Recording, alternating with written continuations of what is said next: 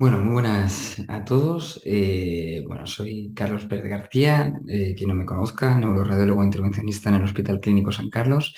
Y de cara pues, a hablar de un poco de la parte de no todo es endovascular en del Combine, pues voy a hablar de una cosa que me parece bastante interesante y es sobre el diagnóstico radiológico, digamos, de las malformaciones arteriovenosas, usando una especie de informe estructurado, ¿vale? Y un poco la terminología que utilizamos, ¿vale? De cara a el diagnóstico y pues, crear unos muy buenos informes, ¿no? Sobre el diagnóstico inicial, ¿vale?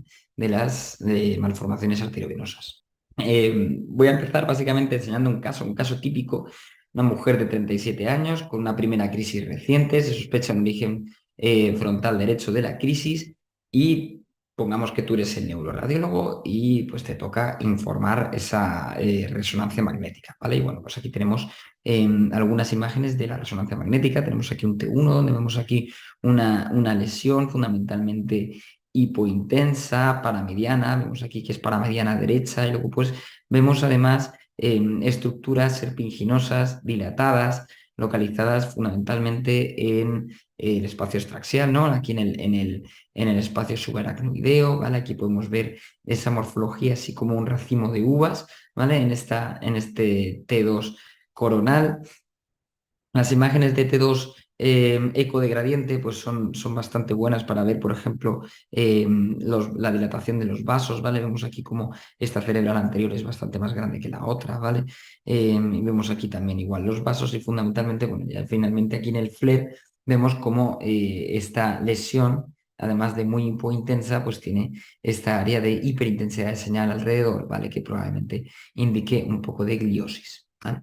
Entonces, estamos viendo vasos anormales. Básicamente lo podemos definir como, vemos algo, parecen vasos y parece que están en una localización no habitual y son más de los normales y son más grandes de los normales. Pero claro, hay que plantearse, hay que pensar, ¿estamos delante de una MAF o estamos delante de otra malformación? Otra anomalía vascular, ¿no? Hay que sospechar una malformación arteriovenosa si tenemos la presencia de un nidus dentro del parénquima cerebral. Es muy importante, el nidus tiene que estar dentro, metido dentro del parénquima cerebral, ¿vale? Y la segunda cosa es un drenaje venoso precoz, ¿vale? El drenaje venoso precoz, pues me diréis, ostras, con el TAC o la resonancia magnética es bastante complicado. Y es verdad que es bastante complicado, es muchísimo más sencillo de ver con la arteriografía, pero es importante saber que los criterios diagnósticos es básicamente la presencia de un nidus con un drenaje venoso precoz, con lo cual el drenaje venoso precoz, si lo podemos demostrar en la TC o en la resonancia magnética, pues ya podemos dar un diagnóstico bastante certero de malformación arteriovenosa. Otros hallazgos que nos hacen pensar en una MAF, pues la gliosis piramidal, ¿vale? Los vasos piales agrandados y hematomas intraparenquimatosos en pacientes jóvenes, ¿vale? Es decir, si tenemos un paciente menor de 40 años con un hematoma intraparenquimatoso espontáneo, ¿vale? En un 33% de los casos, o en un tercio de los casos, lo que va a tener es una MAF subyacente, con lo cual si tenemos un paciente con un hematoma intraparenquimatoso y es joven, pensad que es bastante probable que tenga una MAF y hay que buscarla ya sea con el TAC o con la resonancia magnética o incluso ya con una arteriografía, ¿vale? Las MAFs, pues ya sabéis, son lesiones vasculares congénitas raras, son diagnosticadas entre la tercera y cuarta década de la vida, más frecuentemente asintomáticas, pero cuando son sintomáticas, lo más frecuente es que se presenten como una hemorragia intracraneal. En el 50% de los casos, en el caso de que sean sintomáticas, empiezan con una hemorragia, con lo cual pues, es una patología con alta morbilidad, ¿no? En ese caso. En un 25% de los casos tienen crisis, ¿vale? Como la paciente que habíamos puesto al principio, cefaleas en un 14%, y tenéis que tener en cuenta que el efecto de masa es bastante raro, ¿vale? Aun tengamos una MAF muy grande, ¿vale? Que ocupe prácticamente todo un hemisferio, es muy raro que produzca efecto de masa y desplazamiento de línea media, ¿vale? Porque las MAFs tienden más a reemplazar el parénquima cerebral más que a desplazar el parénquima, ¿vale? Entonces, la imagen inicial fundamentalmente la podemos realizar o bien con TAC y angioTAC, resonancia y angioresonancia, o con directamente ya una arteriografía, ¿vale?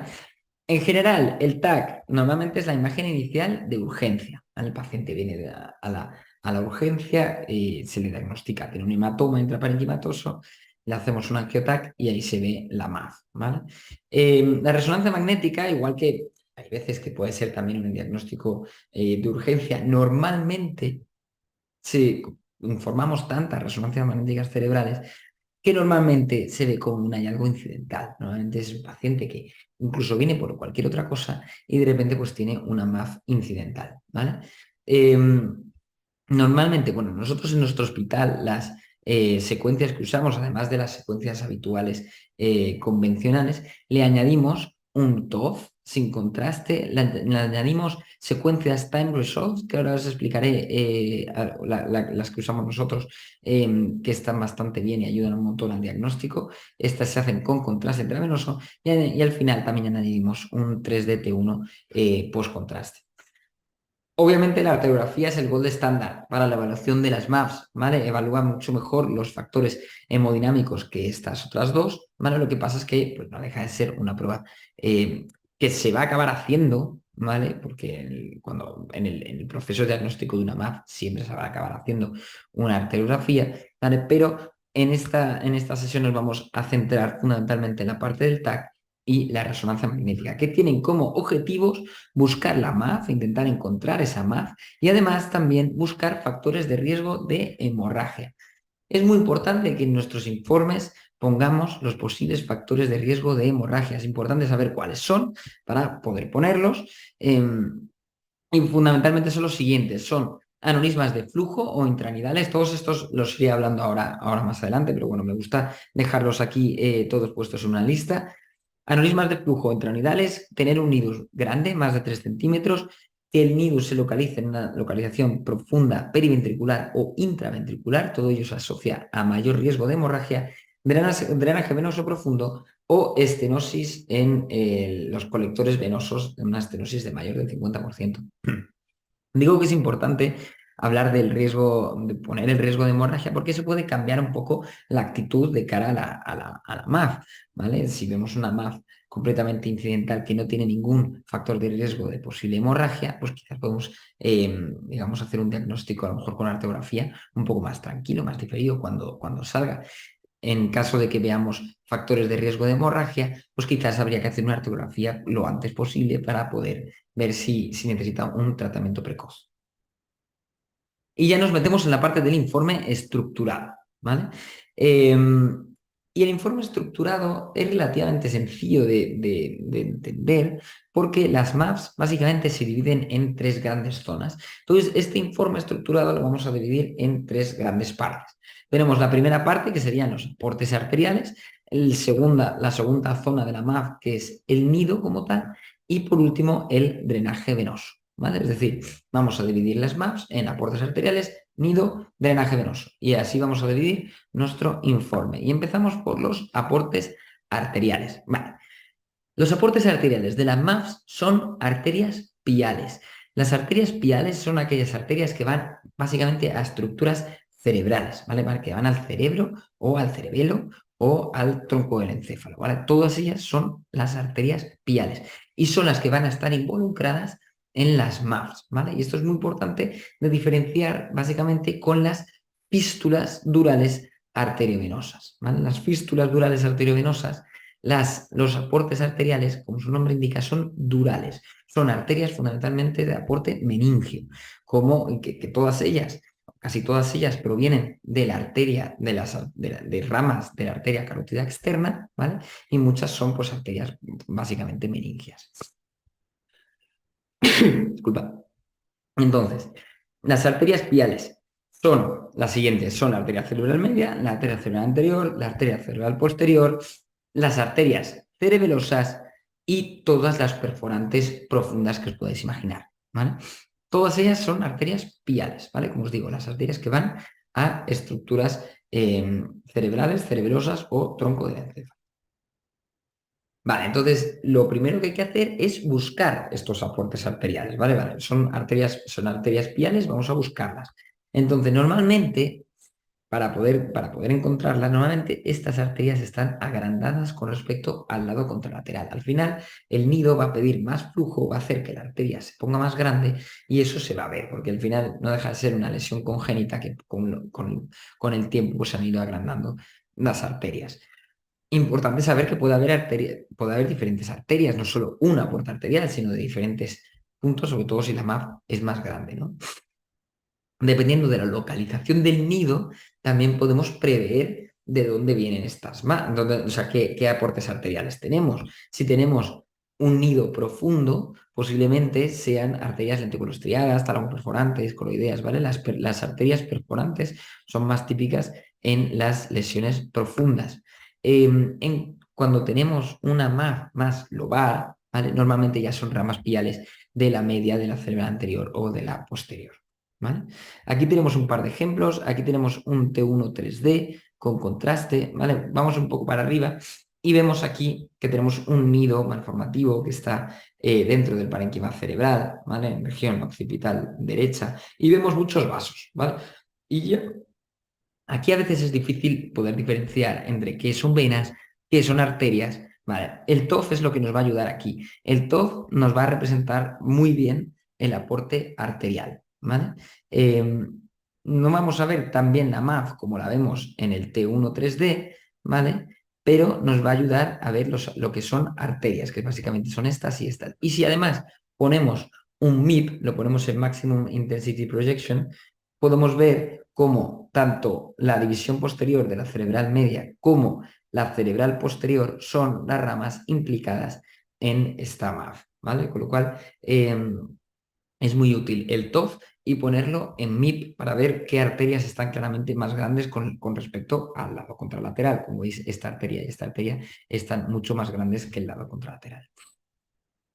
Vale, otra cosa muy importante es que hay que buscar aneurismas, ¿vale? Por lo que he dicho antes, al final los aneurismas son factores de riesgo de hemorragia, ¿vale? Tenemos tres grandes tipos de aneurismas en las MAPs. Tenemos los aneurismas de flujo, los intranidales y los no relacionados. Os voy a poner ejemplos de cada uno de ellos.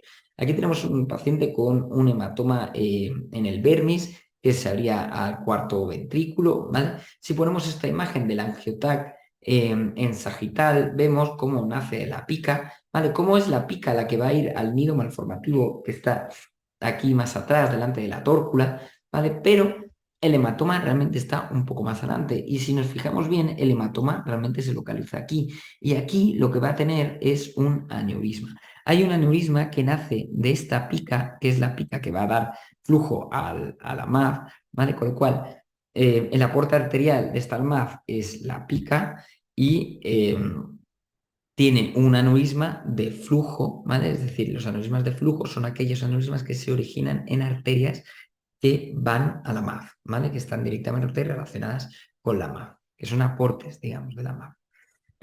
Y aquí tendríamos pues un aneurisma como, en este caso, como causa además del sangrado. Lo que no se ha roto la MAF, lo que se ha roto es el aneurisma.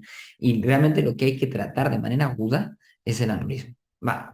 Entonces, como digo, los aneurismas de flujo, aquellos aneurismas que se originan en arterias que van hacia el nido, ¿vale? Aquí tenemos otro ejemplo. Esto es un ejemplo de un paciente con un hematoma frontal derecho muy grande, también con apertura de ventrículos. Aquí tenemos el angiotac, subimos un poco para arriba. Aquí nos vamos a fijar cómo la cerebral anterior derecha es más grande que la cerebral anterior izquierda, con lo cual hay que pensar que la ACA derecha es un aporte arterial de esta MAF, ¿vale? Subimos arriba y vemos este pedazo de nido malformativo para mediano derecho, ¿vale? Pero si subimos un poco más hacia arriba, vemos cómo hay una pelotilla, nace aquí esta lesión redondeada que nace directamente del nido, ¿vale? Y que parece que se mete un poco, ¿no? Parece que está muy metida dentro del hematoma, ¿vale? Bueno, pues este es un aneurisma intranidal, ¿vale? Estos son aneurismas que están dentro del propio nido malformativo y son o sea, la mayor parte de las veces son las causas de la ruptura de las MAFs cuando se rompe la propia MAF en sí, ¿vale?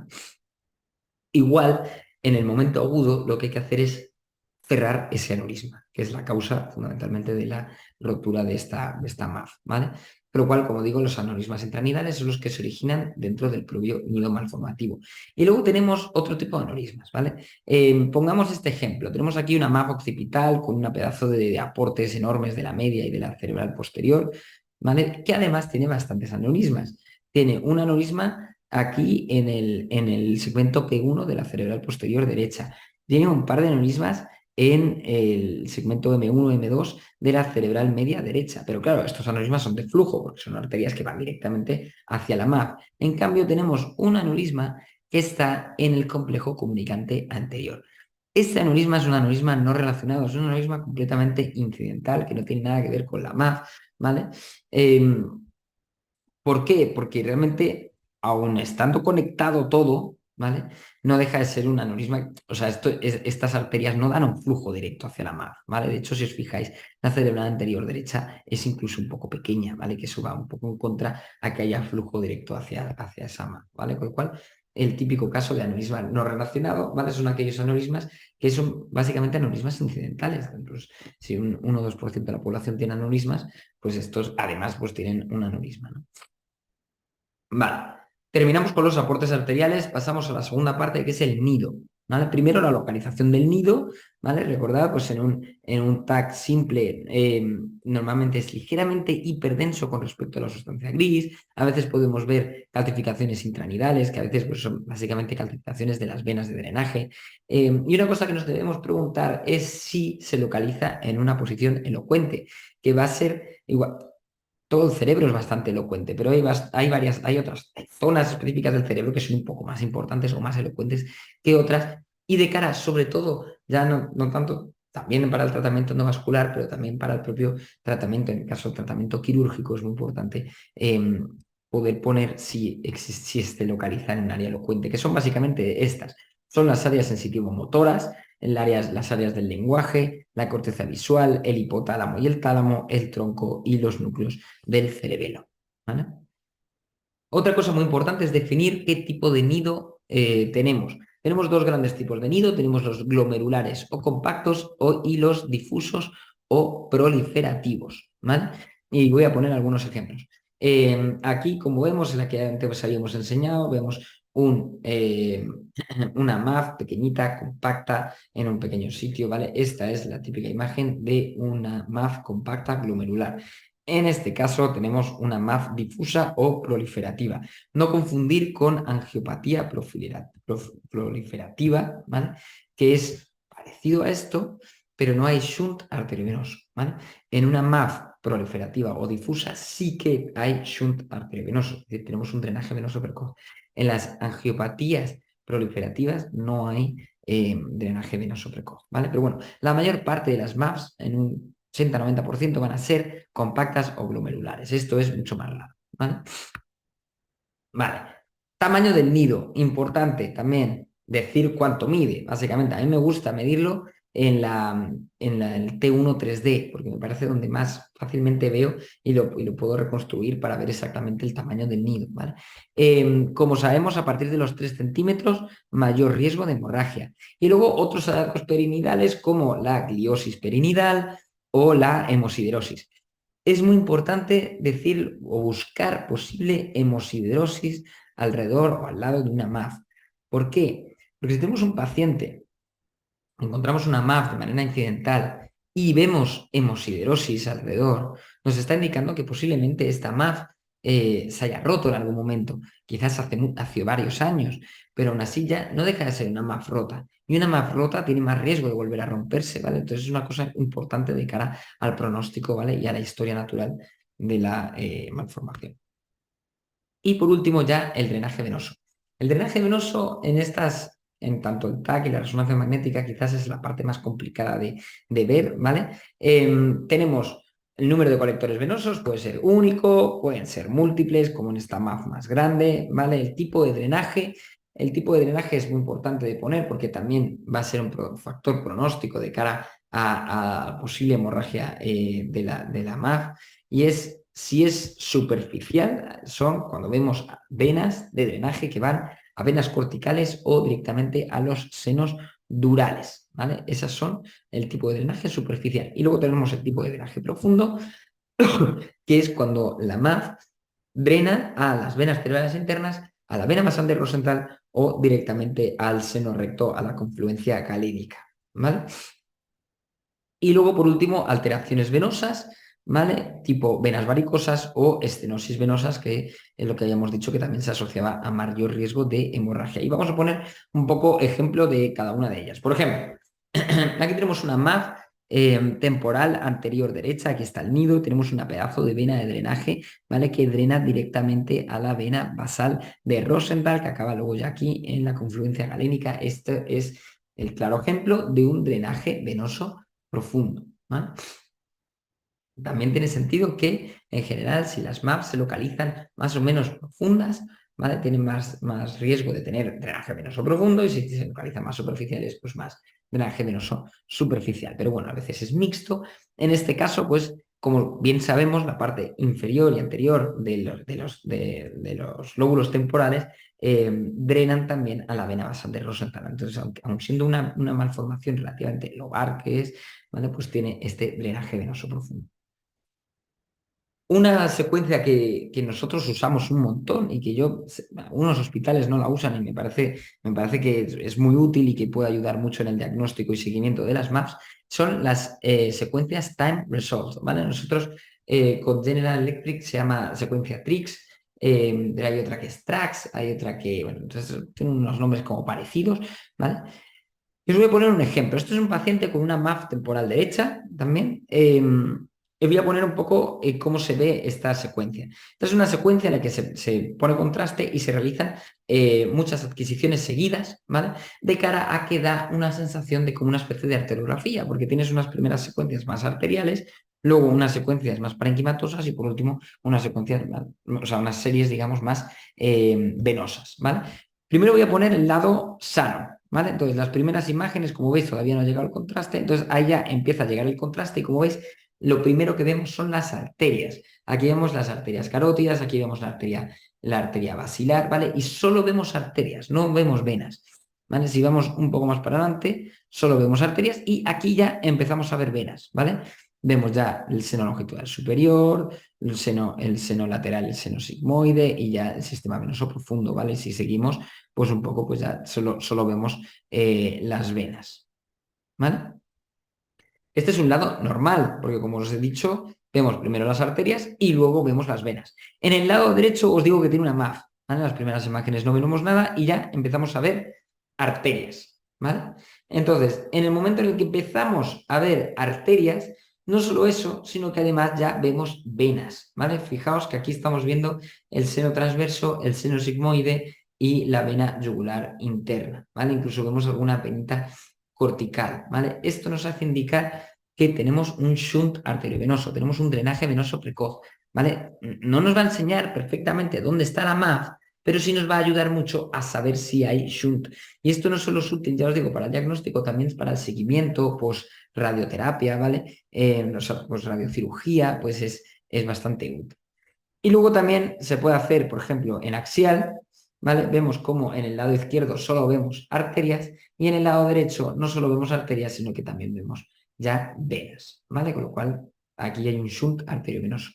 Y no solo eso, sino que nos tenemos que fijar que tenemos una pedazo de estenosis venosa aquí en el seno transverso, la unión seno transverso, seno sigmoide, ¿vale? Con lo cual este es un claro ejemplo de drenaje venoso superficial y además estenosis del drenaje venoso.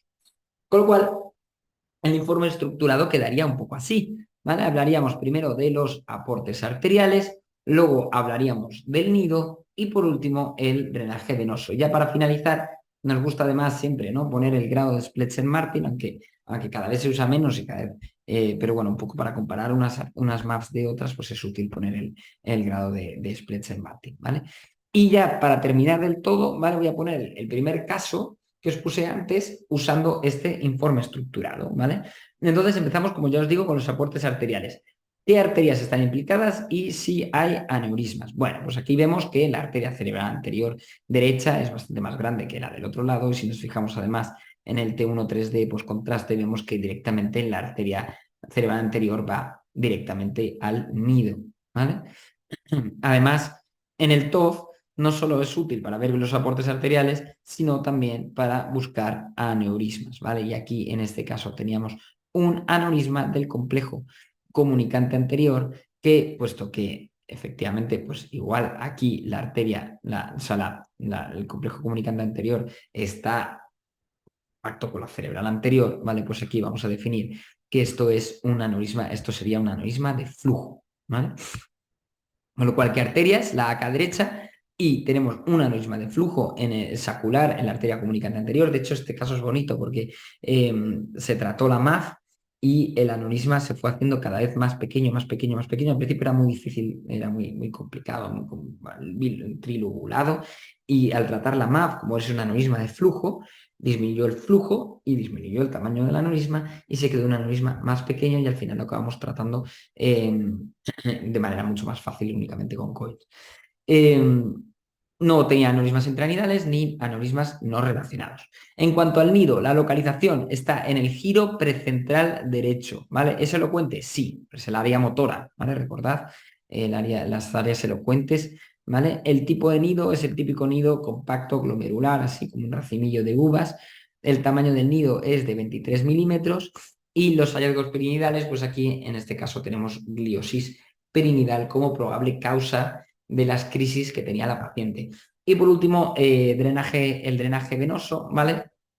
Aquí vemos en el T1 3D como tenemos estas dos venas, un drenaje venoso como más importante, ¿no? Hacia atrás y otro drenaje de la parte más anterior de la MAF, pero la secuencia Statrix, la verdad es que es la leche y se ve súper bonito, ¿vale? Aparte de que se ve ya desde el principio, desde que vemos las arterias, empezamos a ya ver venas, con lo cual nos indica que tenemos un shunt arteriovenoso, vemos súper bien el drenaje venoso anterior y posterior de la MAF, ¿vale?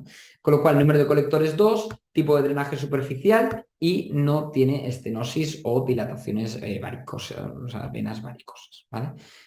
Y por último, ya el lado de Sprecher-Martin, ¿vale? Tiene es una MAF menor de 3 centímetros, drenaje menos superficial, sí es elocuente, con lo cual sería un grado Sprecher-Martin 2. ¿Vale? Con lo cual, bueno, ya os dejo aquí al final esto por si le queréis hacer una foto o quedároslo para ponerlo en vuestros informes. Ya veréis que si usáis, no digo que uséis exactamente esto, ¿vale? Pero una cosa parecida, de dividirlo en estas partes, os van a quedar unos informes de maps muy buenos y muy útiles sobre todo, ¿vale? Así que nada, muchas gracias y espero que os haya gustado.